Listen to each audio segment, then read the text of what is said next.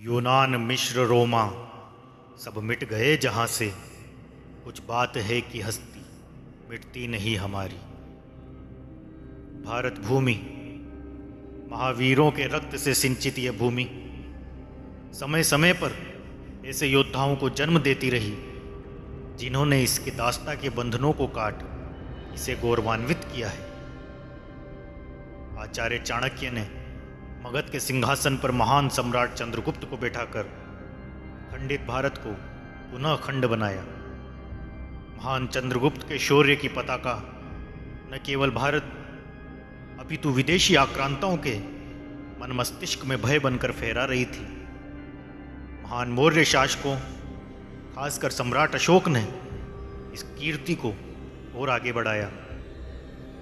सम्राट अशोक को इतिहासकारों, खासकर बौद्ध ग्रंथों ने अत्यंत क्रूर प्रस्तुत किया है, परंतु इसे क्रूरता कहें या शौर्य,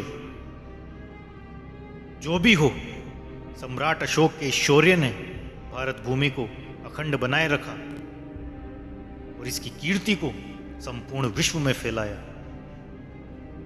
सम्राट अशोक के शौर्य के संरक्षण में भारत की अर्थव्यवस्था, संस्कृति फल फूल रही थी, परंतु कलिंग युद्ध की विभीषिका से आहत होकर सम्राट अशोक बौद्ध धर्म को अपना लेते हैं। शौर्य का स्थान शांति लेने लगती है। आदिकाल से चली आ रही सनातन संस्कृति अशोक के बौद्ध बनने के बाद टूटने लगती है। सब जगह बौद्ध भिक्षु बौद्ध धर्म का प्रचार करते नजर आने लगते हैं। क्षत्रिय राजा अशोक के भय से, अशोक के प्रभाव से बौद्ध धर्म को अपनाने लगते हैं। यज्ञ वेदियां बुझने लगती है। क्षत्रिय शस्त्र त्याग कर शांति के गीत गाने लगते हैं। परंतु शांति से राज्य की सुरक्षा तो नहीं हो सकती। महान सम्राट चंद्रगुप्त द्वारा बनाई गई सुरक्षा दीवार इन शांति के गीतों से ढहने लगी। अशोक के बाद के मौर्य सम्राटों ने भारत को पुनः खंडित कर दिया।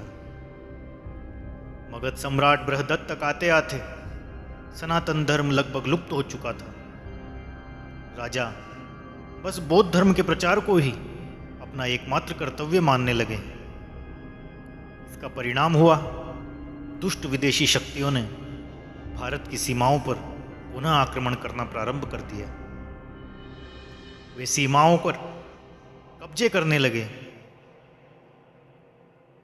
भारत के शत्रुओं से भारत कांपने लगा। चारों ओर से शत्रुओं से घिर चुका भारत पुनः चाह रहा था एक ऐसे वीर को जो उसे महान सम्राट चंद्रगुप्त की तरह एक सूत्र में पिरो दे। उसी समय जन्म लेता है एक ऐसा महान योद्धा जो पुनः भारत को अखंड बनाकर सनातन धर्म की पताका को फिर से चारों ओर लहरा देता है। उस महान विभूति का नाम था महान सम्राट पुष्यमित्र शुंग। पुष्यमित्र शुंग ब्राह्मण वंशी थे, परंतु शास्त्रों के साथ शस्त्र के भी ज्ञाता थे। वे मगध के सेनापति थे। विदेशी आक्रमणकारियों ने कमजोर पड़ चुकी भारत की राज व्यवस्था को भांप लिया था। भारत की सीमाओं पर आक्रमण होने लगे थे। इनमें यूनानी शासक डेमेट्रियस और मिनांडर प्रमुख थे। यूनानियों ने सीमावर्ती क्षेत्र में अपनी पकड़ बनाने के लिए बौद्ध मठों का सहारा लिया। उन्होंने बौद्ध धर्मगुरुओं को लालच दिया कि यदि वे उनके सैनिकों को मठ में आश्रय लेने देंगे तो वे बौद्ध धर्म अपना लेंगे। स्वयं यूनानी शासक भी बौद्ध धर्म के प्रचारक बन जाएंगे। इस लालच में आकर उन्होंने यूनानी सैनिकों को आश्रय देना प्रारंभ कर दिया। वे धूर्त सैनिक छद्मवेश में बौद्ध भिक्षु तो बन चुके थे, परंतु वे साथ में हथियार भी रखते थे। इस घुसपैठ की खबर मगध सम्राट बृहदत्त तक जा पहुंची, परंतु बौद्ध मत से प्रभावित बृहदत्त ने कोई निर्णय लेना उचित नहीं समझा। सेनापति पुष्यमित्र ने उन्हें बहुत समझाया, ये भारत की सुरक्षा का प्रश्न है, आप कुछ उचित निर्णय तो लीजिए। परंतु सम्राट ने उनकी एक न सुनी। पुष्यमित्र शुंग इसे भारत की सुरक्षा में सेंध मानते थे। बिना सम्राट की आज्ञा के वे चल पड़े सिंध की ओर, जहां वे धूर्त सैनिक, विदेशी आक्रमणकारी छद्म रूप में बौद्ध भिक्षु के रूप में रह रहे थे। खबर पक्की निकली। बौद्ध भिक्षुओं के वेश में हथियारबंद यूनानियों को देख पुष्यमित्र क्रोध से लाल हो गया। उसकी क्रोध की कोई सीमा न रही। उसने सभी घुसपैठियों का सर कलम कर दिया। जब सम्राट बृहदत्त को यह बात पता लगी तो वे पुष्यमित्र पर बरस पड़े। विवाद इतना बढ़ गया कि क्रोध में पहले से लाल पुष्यमित्र ने सम्राट बृहदत्त को अपने तलवार के वार से चीर दिया। सम्राट का वध करके पुष्यमित्र स्वयं मगध के अधिपति बन गए। ये घटना साधारण न थी।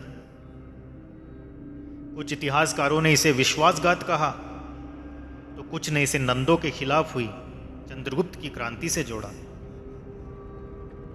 परंतु उस समय की आवश्यकता को नियति ने भांपकर एक महान सम्राट को मगध के सिंहासन पर बैठाया था।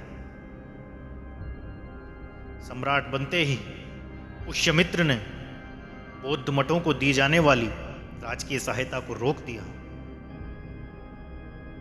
कहा जाता है कि सम्राट पुष्यमित्र बौद्ध और बौद्ध भिक्षुओं से नफरत करते थे। कुछ हद तक यह सत्य भी है। इसका कारण यह माना जा सकता है कि बौद्ध धर्मगुरुओं ने भारत के साथ विश्वासघात करके घुसपैठियों को शरण दी थी। सभी राजाओं को अपने अधीन करके पुष्यमित्र ने संपूर्ण भारत को पुनः अखंड बना दिया। यूनानी आक्रमणकारियों को युद्ध में पराजित किया। खासकर मिनांडर को युद्ध में पराजित करने का इतिहास में अच्छा खासा उल्लेख मिलता है। सम्राट ने 3 अश्वमेध यज्ञ किए। अश्वमेध यज्ञ से पता चलता है कि उस समय भारतवर्ष की सबसे बड़ी शक्ति स्वयं पुष्यमित्र शुंग ही थे। बुझ चुकी यज्ञ वेदियां पुनः जीवित हो गई। सनातन धर्म जीवित होने लगा। मौर्य शासकों के भय से बौद्ध बने हिंदू पुनः सनातन धर्म में लौटने लगे। मृतपाय हो चुका सनातन धर्म पुनः जी उठा।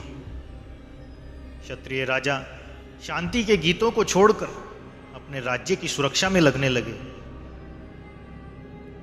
मां भारती अपने वीर पुत्र पुष्यमित्र शुंग के शौर्य से पुनः जी उठी।